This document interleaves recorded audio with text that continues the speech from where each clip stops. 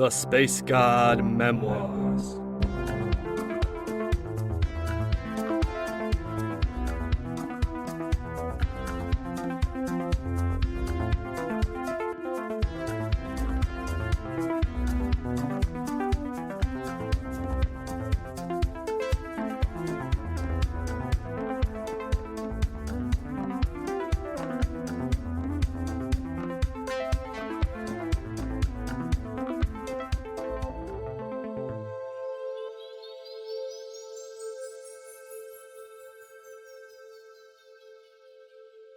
Episode 7.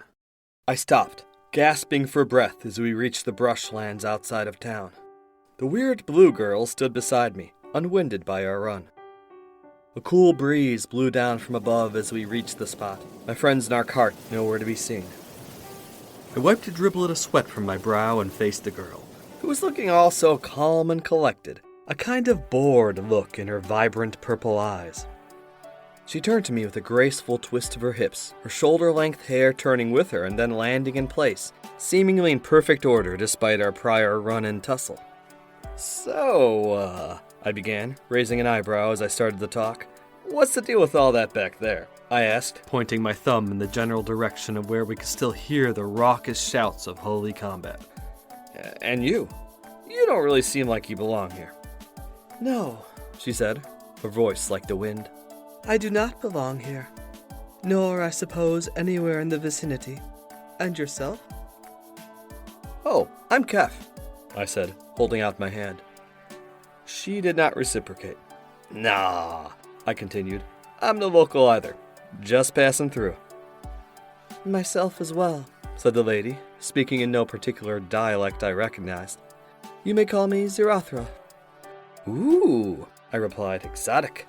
Well, at least around here it's exotic. Zirathra. I rolled each syllable across my tongue. Nice. Around here would probably call you something shorter, Zira, or even Z. Yes, she replied. I can tell your people aren't fond of big words.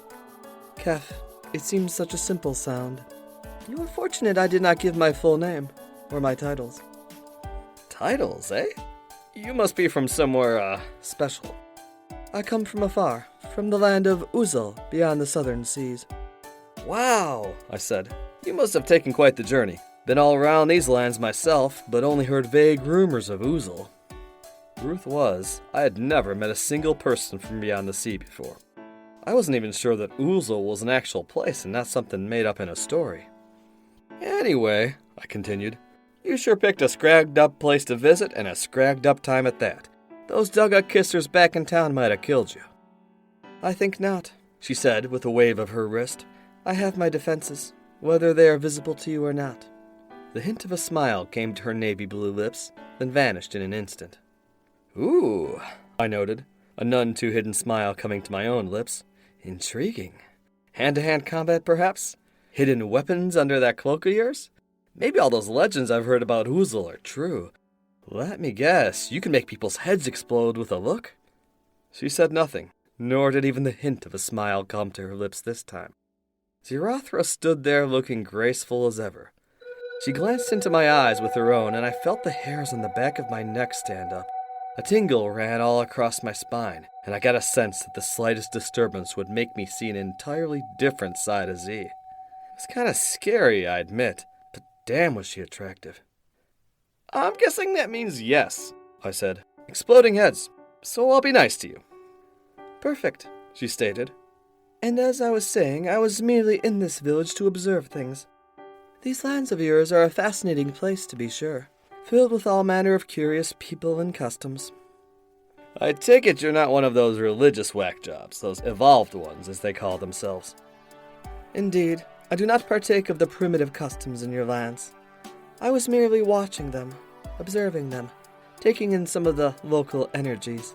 This was but a stop from me on my way north, to the capital of these lands. Ah, Ganadria, I answered. Nice place, as far as places go. You might fit in, as it's about the only place nearby that also has people with big names and titles. So happens that I'm on my way there myself. Maybe we could be travel buddies. Got a free spot on my cart. I tossed up a grin and waited for her refusal. I suppose that would do, she said, surprisingly, without a look of disgust coming to her face. If you indeed have a cart, she added, noticing its absence. Thankfully, said cart was not far away. It took me only a few minutes to find a set of familiar wagon ruts in the mud, which I followed to the cart itself. Burge and Rayleigh waited beside it, less than a mile outside of town. Keph, what the scrag? Where were you? Exclaimed Burge, shaking his head at me. Then his eyes drifted from me to Zirathra, who stood demurely with her hands folded over her waist. And who is that? He added. More like where the scrag were you, I shot back. I waited outside of town for gods know how long. The both of you nowhere in sight. It doesn't take that long to trade a few jars. We, ran into some difficulty, said Burge with a shrug. Yeah, added Rayleigh. Those river folk kept on trying to get us to join their revival outside of town. They were, rather insistent about it, said Burge. Damn near tried dragging us out to that quarry until I punched one of them out. We spent nearly an hour just trying to make sure none of those creepy priests saw us. And, said Rayleigh, we finally come out to see you gone, with the cart hidden behind some bushes. Badly hidden, I might add. Hey, I said. I went out looking for you two. I ended up witnessing that revival up in the quarry. Hold up, said Rayleigh, putting her hands on her hips.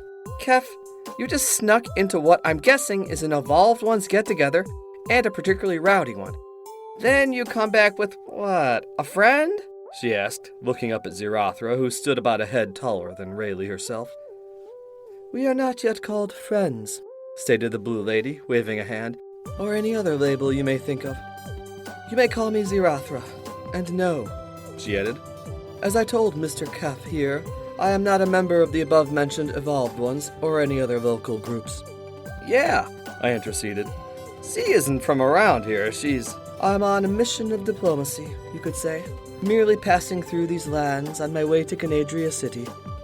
Rayleigh narrowed her eyes, giving me a hard stare. Ganadria, she groaned. Same direction as us. Rayleigh shook her head, folding her arms over her chest. So I'm guessing she wants to come along, travel with us. I gave Rayleigh the most innocent look I could muster, and then I nodded. Great scragging idea, Keph, said the shorter woman, eyes darting from me to Zirathra. Inviting a complete stranger to ride with us through hostile territory. A stranger who is hanging out in a tech haters gathering, but who claims not to be one of them. Scraggin' brilliant. I could practically feel her simmering, like a pot ready to boil. Rayleigh just stood there, arms still crossed over her chest, fuming. Burge stood behind her, wisely silent. I see, noted Zirathra. If such is not to your liking, I shall depart. She made a short bow of her head to Rayleigh, a placid expression on her face. And then there was silence. For a moment it was a stressful silence, an anticipatory silence, as all four of us just stood there, lost for words, in the middle of that rock-strewn, grassy field. Zirathra turned suddenly to Rayleigh, and their eyes met. A cool wind blew from the east, whistling through the grasses. Rayleigh loosed a deep sigh, letting her arms fall to her sides as she all but collapsed. Fine, she finally said, turning around. She can come along. Let's head out of here. As we all walked off, I wondered what in the green ocean had just happened there. Mere minutes later, I was leading Gildar on the path around town, the lovely Lady Zirathra seated on the back of my cart.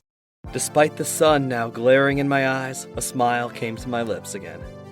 Maybe, I thought, this would actually turn out to be a far better trip than planned. Most of the remainder of that day was spent taking the long way around the next few towns, which basically involved trekking the muddiest and worst-kept trails through fields, quarries, and ditches.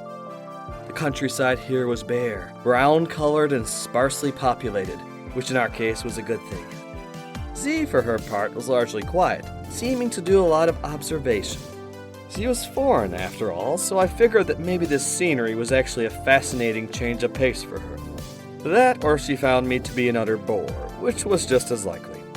The bit of talk we did do was mostly just me trying to make some clever comment or another, and her barely responding, or else just giving me a rather quizzical stare. Occasionally, she would even ask a question of one of us, about the surrounding people, the geography, the wildlife. We all responded as best we could, even Rayleigh, who seemed to be rapidly getting over her initial trepidation about the new traveling companion. As the sun was starting to set, we made our stop on a ridge overlooking an abandoned farmstead. Its barn already collapsed into itself and covered in thick, silvery moss. As we were all exhausted, Burge and Rayleigh had an early dinner with us, and then tossed down their bedrolls and crept in for the evening. Z and I were left alone. As we sat back that night, she on the cart and me on the ground next to it atop my bedroll, Zirathra looked down at me and spoke, a sly half-smile on her lips. "So, Keph," she began, "you don't seem to believe in the gods, a rare thing in these lands, at least from what I've seen of the river people." I wouldn't exactly say that," I answered. "So you do believe in them?" "I wouldn't exactly say that either." "Ah, then you are a greater conundrum than I expected to find down here. A thinker, a philosopher." She rolled her eyes and giggled down at me. "No, not like that. I'm not some deep thinker or anything. Just a guy who isn't too keen on believing something because he's told.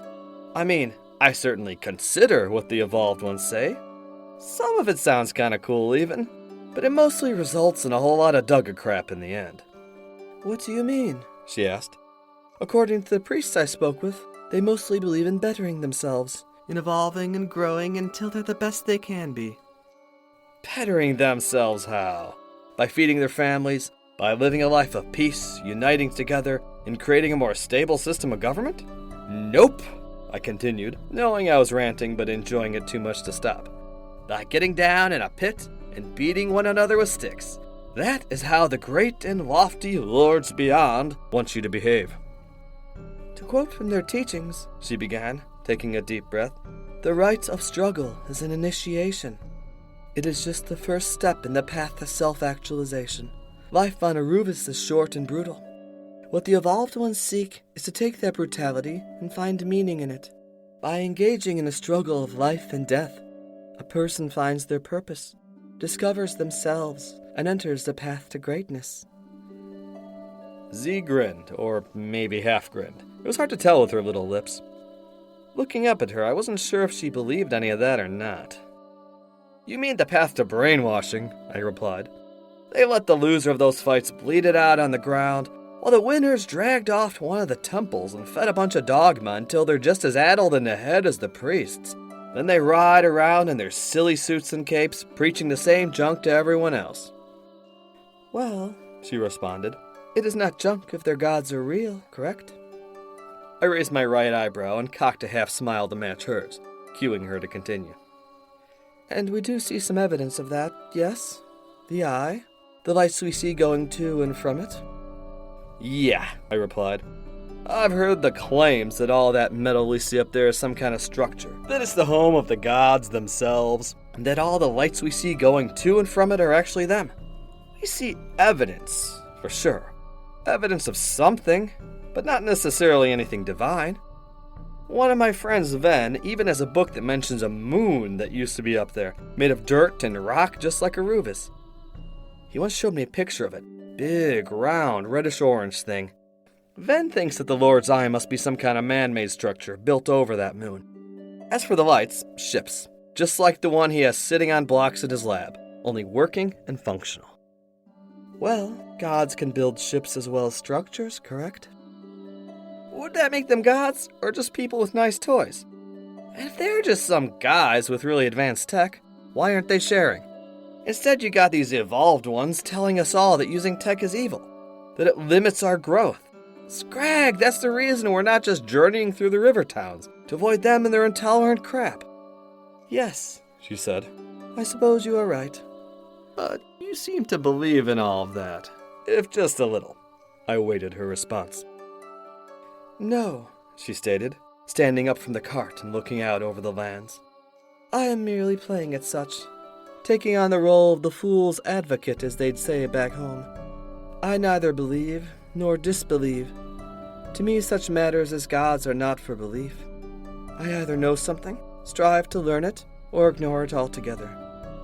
Belief, that serves no function but to distract the foolish." Nice, I responded. Never heard that one before. I'll have to remember it. Just be sure to keep it to the right company, she added, facing me again, hands on hips.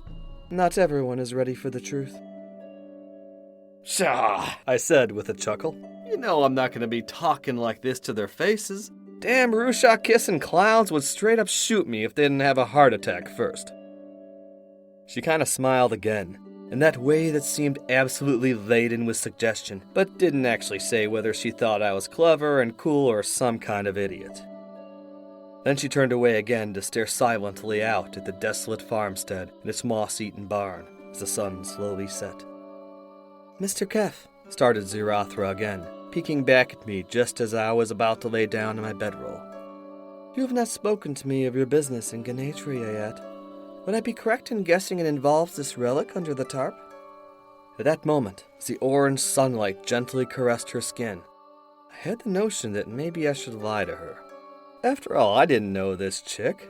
I didn't know her full reason for being down there at that weird ritual. And sure as scrag she hadn't told me her reason for visiting Ganatria. Both logic and intuition agreed on the idea that I should be cautious around Zirathra. But just then and there, ego shut them both down, assisted by its little buddy between my legs. That's part of it, Z, I said, that big fake grin coming to my lips. It's a haul I got from one of the ruins to the south. And what? She asked. There are people in your lands who have a desire for such old rubbish? Hey, I replied. Most folks in this idiot kingdom don't know what's useful and what's junk. Not sure what life is like down in Oozle, but out here, if you haven't noticed, there's not much in terms of modern innovations. That old clunker in my cart may not be new and shiny. They ain't exactly making them in factories anymore. Now, stupid river folk might want you to think that all the old tech's blasphemous and evil. And dummies all around might not have the slightest clue on how to make use of it. But up at Ganadria, I know a few folks. Call them innovators, who know what to do with it. Ah, I see, she stated. So I would assume you've done this regularly for some time? Plundered old ruins in search of such treasure? Yeah, you could say that, I said, feeling an upwelling of pride. In this day and age, the world is a dangerous place. Away from these towns and cities, you've got a whole lot of wilderness, filled with stuff that wants to kill you. If it ain't automated monstrosities like that guy in the cart, it's ravenous lizard things, giant flesh-eating insects, or even shambling masses of fungus, all of it looking to slaughter you. Not to mention your everyday stuff like sinkholes, collapsing rubble, or starvation. For a moment, she seemed impressed, her lips drawing together and her eyes, just maybe, growing a bit wider. But it's worth it, I say. I continued, only partially aware that I was sounding like an idiot. Because of all the fascinating stuff you'll find in those ruins. I've been all around, from the flooded Hildel reactor on the southern shore to Balnar itself, which may be one of the most scragged-up places on this planet. Balnar? She asked. You mean the former civilization's capital city? Yup. Not many people have even seen the place nowadays, let alone got into it, surrounded by the nastiest swamps and the deadliest of badlands. But once you get up to it, there's a sight. If you think Arcanadria is impressive, Balnar is 100 times its size. Truly? Yeah, but you wouldn't want to live there. Thousands of towering buildings, huge parks, squares, all of it. Must have been lovely back when it was intact. But nowadays, if you don't know just where to go, you'll find yourself knee-deep in horrible stuff. All sorts of abominations the old people left behind. Yet you've navigated such a place and lived. Interesting. Perhaps you are more than you seem, Keph. Indeed, I was beaming with pride as I stared at the last sliver of sunlight, turning from orange to red as it sunk below the northern hills, happy with having impressed this magical girl that now sat upon my cart. You're probably thinking that I'm a moron at this point, and from where I'm standing now, I agree with you. But then and there, I was young, lonely, and horny, and I felt more than a bit intoxicated by this strange, sexy woman who was actually paying attention to me. It wasn't long before I was asleep, drifting off into barely remembered dreams of girls, gods, and spaceships.